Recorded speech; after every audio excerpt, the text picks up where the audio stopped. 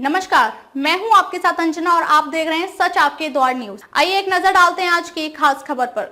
मोदी के मन के कार्यक्रम को सुनते भाजपा कार्यकर्ता। मोदी के मन की बात का कार्यक्रम आज ज्वाला नगर स्थित शकुंतला लोधी के आवास पर देखा गया, जिसमें वार्ड 8 सभासद दिनेश कश्यप, त्रिभुवन पंडित, सेक्टर संयोजक ने मोदी के मन की कार्यक्रम को बड़े ही ध्यान से सुना गया। शकुंतला लोधी ने बताया कि मोदी के मन की बात के कार्यक्रम में महिलाओं को अधिक संरक्षण देने की बात कही गई है। वहीं महिलाओं जैसे अपराध को नियंत्रित करने में सरकार प्रयास कर रही है।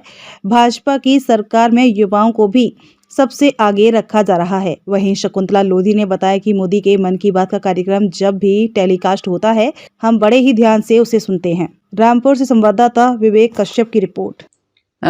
शकुंतला लोधी, भारतीय जनता पार्टी में मैं एनजीओ प्रकोष्ठ के संयोजक भी हूँ और आपके यहाँ पर मार्केटिंग चेयरमैन भी हैं और सिविल लाइंस के सेक्टर प्रभारी भी हैं। ये सारे पद जो हैं पार्टी ने दिए हैं, जिन पर हम लोग काम कर रहे हैं। और आज यहाँ पर 109वां एपिसोड मन की बात का, माननीय प्रधानमंत्री जी का मन की बात का कार्यक्रम हम सुनने के और देखने के लिए हम लोग यहाँ पर इकट्ठे हुए हैं, एकत्रित अपने बूथ पर।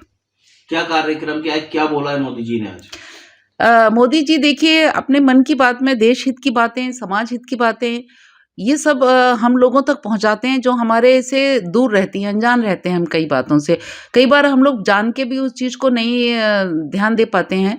तो मोदी जी उन सब तथ्यों को हमारे सामने मन की बात के द्वारा लाना चाहते हैं। जैसे कि आज उन्होंने बताया कि महिलाओं के विषय में किस तरह से उन्होंने किस तरह की देश की जो बालिकाएं हैं वो किस तरह से स्पोर्ट्स में आगे बढ़ रही हैं। अभी आज उन्होंने बताया कि 13 बालिकाओं को जो है अवार्ड दिया गया है और उनकी पारिवारिक स्थिति कैसी परिस्थितियों में उन्होंने अपनी जो है योग्यता को आगे बढ़ाया। तो इस तरह से उन्होंने बताया कि और इसमें उसके बाद 26 जनवरी में जो कार्यक्रम किया उसमें भी बालिकाओं ने, महिलाओं ने बहुत अच्छा प्रदर्शन किया है। कहने का तात्पर्य ये है कि महिलाएं भी आज मोदी जी के माननीय नरेंद्र मोदी जी के शासनकाल में महिलाएं भी निश्चिंत होके आगे बढ़ रही हैं, अपनी योग्यता को निखार रही हैं, देख रही हैं, क्योंकि उन्हें बहुत ज़्यादा संरक्षण मोदी जी का मिला हुआ है और वो अपने इस सरकार में अपने आप को सेफ समझ रही हैं। इसके अलावा जो समाज सुधारक, बहुत पुराने समाज सुधारक जिन्होंने समाज के लिए, देश के लिए बहुत कुछ किया, कर्पूरी ठाकुर जी को, जिनके लिए कभी कुछ सोचा नहीं था, उनको भी उन्होंने जो भी अवार्ड दिया है, इसके विषय में भी उन्होंने काफ़ी बताया है। आने वाले चुनाव में लेकर जनता से क्या अपील करना चाहते हैं?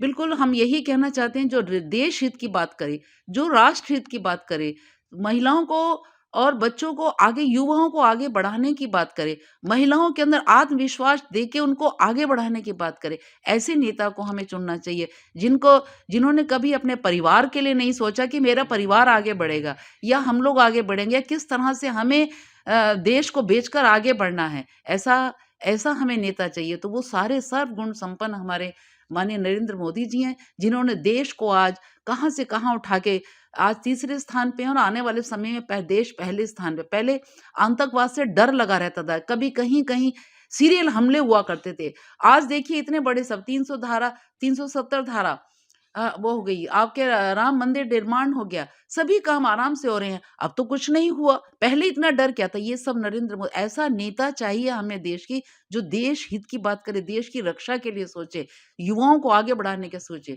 तो वही हमारे नरेंद्र मोदी जी हैं। हम यही अपील करेंगे कि ऐसे नेता को वोट करिए और ऐसे नेता को ही हम चुने, जिससे हम सुरक्षित रहें, सुरक्षित रहें। खबरों में अब तक के लिए बस इतना ही। फिर होगी आपसे मुलाकात कुछ ऐसी ही खास खबरों के साथ। तब तक के लिए नमस्कार और देखते रहिए सच आपके द्वार न्यूज।